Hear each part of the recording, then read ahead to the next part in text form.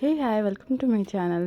So இன்றைக்கி வாங்க ஒரு யூனிக்கான பேங்கிள்ஸ் ஸ்டார்டிங்லேருந்து எண்ட் வரைக்கும் எப்படி பண்ணுறதுன்னு பார்த்துடலாமா.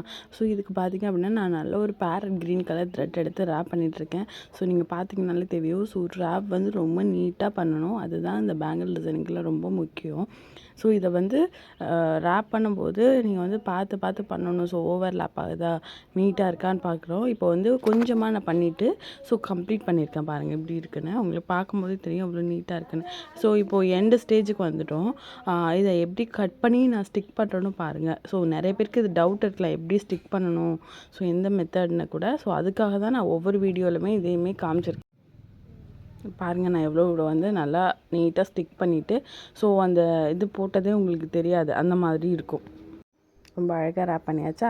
ஸோ இப்போ பார்த்தீங்கன்னா நம்ம வந்து 8Kல மேட் ஃபினிஷிங்கில் லைட் க்ரீனும் தென் வந்துட்டு ஒயிட் க்ளாஸியில் 3 கலரும் எடுத்திருக்கோம்.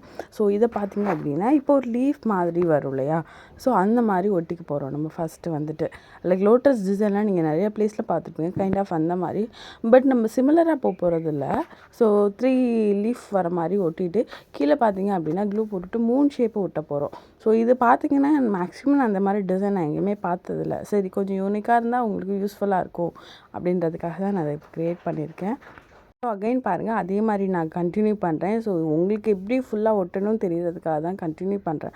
ஸோ இதே மாதிரி வீடியோஸ் உங்களுக்கு ரொம்ப யூஸ்ஃபுல்லாக இருக்குன்னா கண்டிப்பாக கமெண்ட் பண்ணுங்கள். ஃப்யூச்சரில் இந்த மாதிரி நிறைய மேக்கிங் வீடியோஸ் போடலான்னு இருக்கேன். ஸோ வந்து கண்டிப்பாக நம்மளோட சேனலையும் சப்ஸ்கிரைப் பண்ணி வச்சுக்கோங்க. ஸோ இப்போ பார்த்திங்க அப்படின்னா எண்டு ஸ்டேஜுக்கு வந்துட்டு ஆல்மோஸ்ட் நான் எல்லா ஒர்க்கையும் முடிச்சுட்டு இப்போ பார்த்திங்கன்னா லாஸ்ட்டாக வந்து எண்டுமே எப்படி முடிக்கிறோன்றதை காமிச்சிருக்கேன்.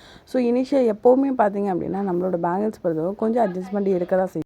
இப்போ இந்த டிசைனை நம்ம கம்ப்ளீட்டாக முடிக்க போகிறோமா, முடிச்சுட்டு நெக்ஸ்ட்டு என்ன பண்ண போகிறோம்னு பார்க்கலாம். ஸோ இப்போ வந்து அந்த 2 லீஃப் கடையில் இந்த சைடில் இருக்க கேப்ஸ் எல்லாம் நம்ம ஃபில் பண்ண போகிறோம்.